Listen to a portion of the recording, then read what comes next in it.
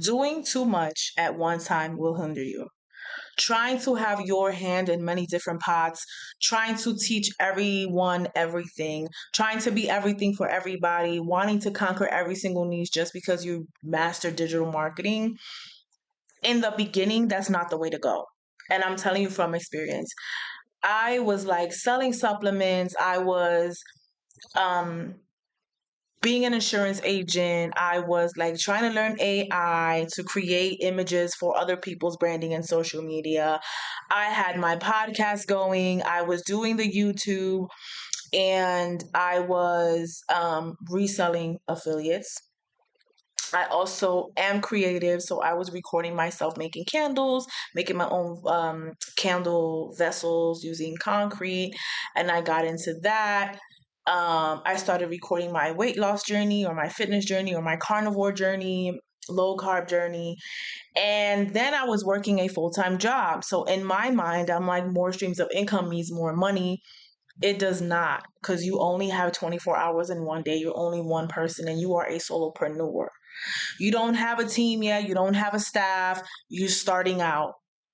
You're not going to be on every single platform. I had 5 Instagram pages because I felt like I needed one page for each hobby, interest, niche. And I felt like the more pages I have, then the more reach I would get, then the more people I would get. And then if I have people with multiple interests that are also multi passionate, I will make more money and grow my community even more.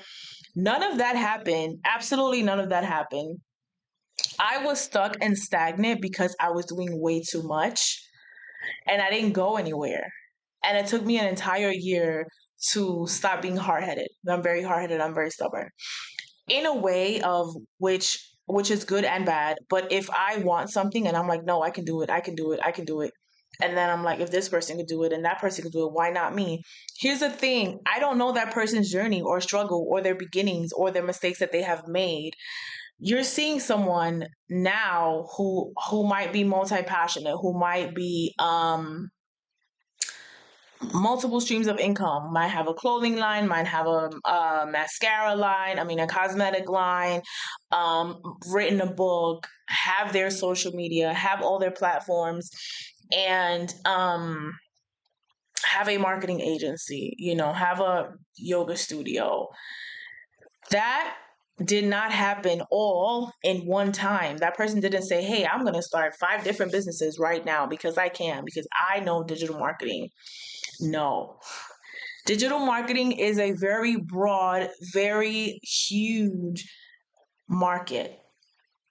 Dare I say, very general. Now, per niche, and target audience, you can do different types of marketing. You can do faceless marketing. You can do marketing for food and beverages. You can do marketing for personal trainers or fitness. You can do marketing for content creators. You can grow whatever stream of income you want, and you can create a community around anything. You can be people have like coffee TikToks and flavored waters and your food, and you can do hair. People just do hair. You can have your own line of hair products. You can do private label. You can make your own. You can do drop shipping. You can do an infinite amount of things as long as you learn digital marketing. The problem is that people think that they should do an infinite amount of things just because they know digital marketing, and that is so far from the truth. You start with one platform, one main paid offer, and then smaller ones around it to kind of build it up, because you want to build your funnel. You don't want to promote a different thing all the time. You don't want to talk about this thing one day and then another thing another day. You can pick your niche. If you want to focus on beauty and your niche or your audience is very big on self-care, or they're not big on self-care but you want to get them into self-care, maybe you want to do affordable self-care or DIY self-care, or you want to educate people about self-care. It could be self-care, right? But then you also have beauty, right? So self-care is not just beauty, but when people think self-care, they think hair, nails, body sprays, body lotions, body washes. They think sipping your matcha, not drinking coffee and going to matcha. That's one avenue of self-care. But then other people are like, oh, that's health and fitness. I'm going to the gym. I'm doing my challenger. I'm doing my 75 hard. I'm meal prepping. That's also self-care. And then there are people that are like, I want to do a spiritual journey. I want to go on an awakening thing. I want to study religion. I want to get my mental health together. Maybe I need a life coach. Maybe I need um, whatever to find some type of temple or spiritual place to go to on the weekends. That's also self care.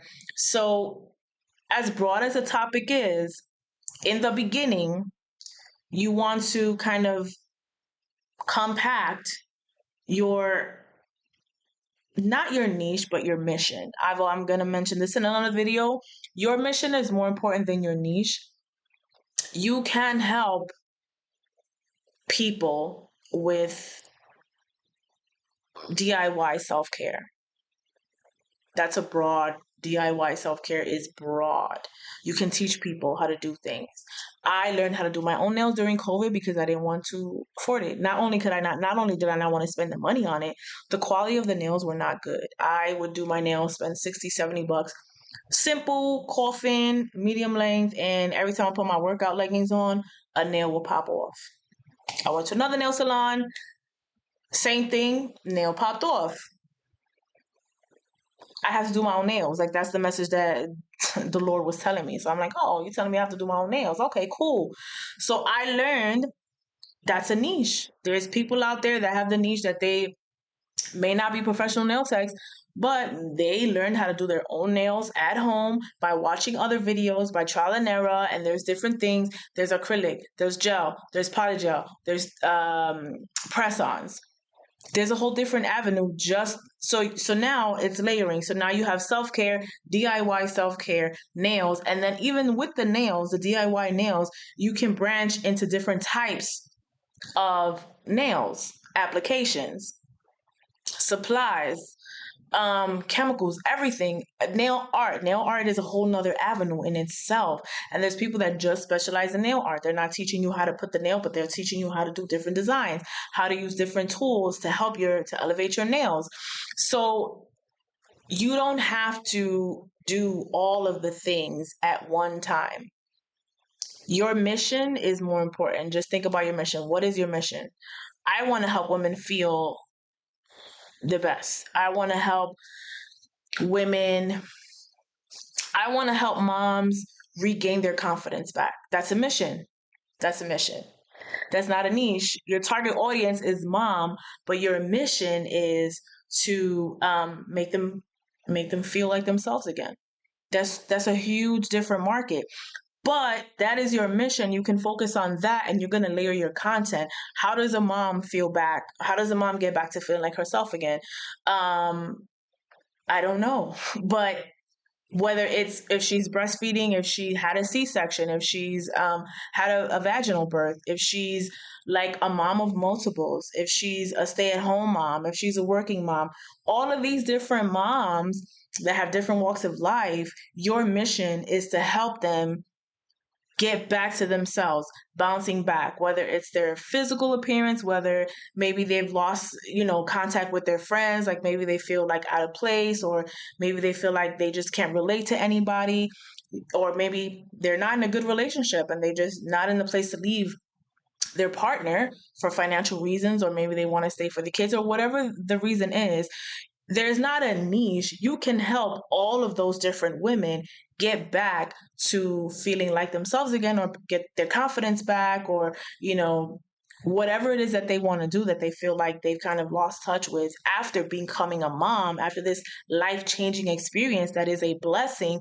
Here you come in to get them to where they want to be. That is a mission. That's not a niche. The target audience is moms, or mothers. You don't have to be so specific and say, I want to help moms who just gave birth 6 months ago lose 50 pounds. You don't have to be that specific. You can be, but you don't have to be that specific. If you are a multi-passionate person like I am, and it's very hard for you to stick to one niche, one topic, one paid offer, then don't do the niche. Do a mission. Once you have your mission clear and you understand what your purpose is in this world, in your whole universe, once you understand what your purpose is and your mission, it'll be clear and you'll be able to market better. You'll be able to speak to your audience better, but you don't have to be everything for everybody. Not everybody is for you, and that is amazing. That is the point. You don't want everybody's business anyway. You don't want every client. You don't want every personality. You don't want every attitude. You don't want that. So not being for everybody is going to set you apart and is going to give you that exclusivity, meaning you don't have to monetize every single thing you know. Some things could just be a hobby. Some things could be something that you're interested in. Or sometimes you could just do things for free. There's things that I give away for free because it has nothing to do with my audience. Could I make money from it? Absolutely. But it's not my mission. If it's not in my mission, I'm not charging for it. It's extra. You go ahead and do you. If this helps you with your mission and I got it and I'm not using it, it's free. Here,